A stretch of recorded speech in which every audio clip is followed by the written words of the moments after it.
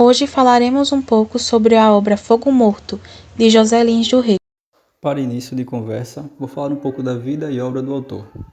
José Lins do Rego foi um escritor e jornalista brasileiro, considerado um dos grandes nomes do modernismo na literatura nacional. Nascido no Engenho Corredor, na Paraíba, sua infância no ambiente rural nordestino influenciou profundamente sua obra. José Lins retratou a decadência dos engenhos de açúcar e as transformações econômicas e sociais do Nordeste. Ele fez parte da geração de 30 e é reconhecido por seu estilo regionalista e linguagem simples, porém rica em emoção e realismo. Sua obra mais famosa é O Ciclo da Cana-de-Açúcar, composto por romances como Menino de Engenho e Fogo Morto. Seu trabalho retrata as relações humanas, os conflitos sociais e a decadência das famílias ligadas aos engenhos. A obra Fogo Morto, de 1943, uma das obras-primas de José Lins do Rego, é o último livro do ciclo da cana-de-açúcar. A obra narra o declínio dos engenhos nordestinos e seus personagens, explorando a decadência econômica, social e moral da aristocracia rural. O romance é dividido em 3 partes, cada uma focada em um personagem. O mestre José Amaro, um celeiro frustrado e ressentido. O capitão Vitorino Carneiro, um homem peculiar e falastrão. E o coronel Lula de Holanda, o dono do engenho Santa Fé, que representa a decadência dos grandes proprietários. Através dessas histórias, José Lins do Rego expõe as mudanças do mundo rural nordestino, com ênfase no fim da cultura patriarcal e dos antigos engenhos, utilizando uma narrativa marcada por realismo e crítica social. Então, eu vou falar um pouco sobre o sócio histórico da época, né, que foi dada pela primeira vez. Então, o livro Fogo Morto, de José Lins do Rego, foi publicado pela primeira vez em 1943, em um contexto sócio-histórico marcado por profundas transformações no Brasil.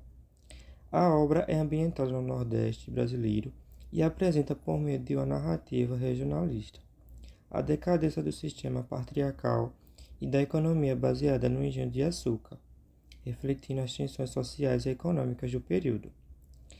E eu vou apresentar aqui um panorama do contexto que foi dado na época. O primeiro foi o declínio do ciclo de açúcar, que retratou o fim da hegemonia dos engenhos tradicionais, com a transição para usinas mais modernas e industriais. Essa mudança, que começou no final do século XIX, ressaltou no empobrecimento de muitas famílias e na ruína da estrutura de poder patriarcal. E em segundo foi o cenário político no Brasil, que ocorreu durante o período do Estado Novo, entre 1937 a 1945, liderado por Getúlio Vargas, que foi uma época de centralização política, de autorismo e repressão, mas também de modernização e industrialização no país. E em terceiro foi o regionalismo na literatura. Fogo Morto fez parte, da segunda fase do modernismo brasileiro, caracterizada por uma forte preocupação social e regionalista no Brasil. E o quarto tópico, que foi a estrutura social e desigualdade, que a sociedade nordestina, da época, era marcada por uma rígida hierarquia social. Os senhores de engenho, antes poderosos, começaram a perder influência enquanto os trabalhadores rurais, como agregados e camponeses, viviam em condições de extrema pobreza e exploração.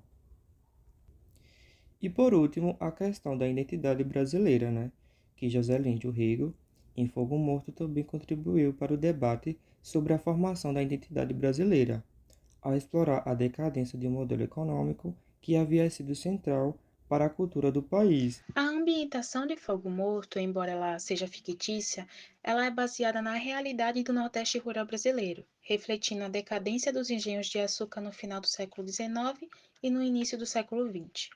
O engenho Santa Fé, o cenário principal, ele simboliza o fim de uma era marcada pelo sistema patriarcal, pelas relações de poder entre senhores e trabalhadores e pela estagnação econômica causada pela substituição dos engenhos por usinas modernas. Esse espaço fictício ele é construído com um forte realismo, apresentando detalhes do cotidiano rural, como o trabalho na lavoura, os conflitos sociais, as festas populares e a influência de crenças e superstições, como a lenda do lobisomem associada a José Amaro. A ambientação também ressalta o isolamento emocional dos personagens e a opressão de um sistema, já que ele não sustenta suas antigas bases de poder. A importância desse cenário está em dar suporte aos temas centrais da obra, como a decadência da aristocracia rural, o impacto das mudanças econômicas e as tensões entre tradições e modernidade. Ele cria uma atmosfera que reflete a transformação social e os conflitos internos dos personagens, sendo essencial para transmitir a crítica social e o realismo que caracterizam o romance. Fogo Morto, do José Lins do Rego. Foi muito bem acolhido pelos leitores e pela crítica quando lançado. Muitos elogiaram a maneira de como ele conseguiu retratar a realidade do Nordeste com tanta verdade e profundidade. O público reconheceu que o livro não era apenas mais um romance, mas sim um retrato fiel de um Brasil rural que estava em decadência. Os leitores se conectaram com os personagens, especialmente porque eles eram cheios de contradições e bem humanos, como o Capitão Vitorino e o Mestre José Amaro. Na época, o livro foi visto como uma obra-prima por trazer uma crítica social muito clara, mas ao mesmo tempo que narrava histórias que emocionavam e faziam refletir. As pessoas ficaram impressionadas com a riqueza de detalhes e a sensibilidade do autor ao descrever a queda dos engenhos e o impacto disso na vida das pessoas. Muitos disseram que o livro não era apenas só uma história romântica, mas sim que trazia os leitores a enxergarem a vida como ela realmente era naquela região. Por isso, Fogo Morto foi e continua sendo tão Vou admirado. falar um pouco sobre o trecho do livro As Ameaças do Coronel Lula, a raiva a Floripes. Tudo se diluirá com aquele pavor que lhe enchia o coração. Tinha medo e não sabia de que era. Ele fazia correr menino na estrada. Era o lobisomem do povo, o filho do diabo, e cantando-se nas moitas escuras. Aqui o trecho mostra como o pavor tomou conta dele de uma forma irracional. José Amaro estava abalado e as ameaças do Coronel Lula, que representa uma figura de poder e opressão, e a raiva dele contra Floripes, sua esposa com quem ele tinha uma relação complicada, deixaram de ser importantes, porque o medo que ele tinha era maior do que tudo, mas ele não sabia direito de onde vinha nem de que era. Essa parte também tem uma pegada do folclore nordestino, que o José traz na obra dele.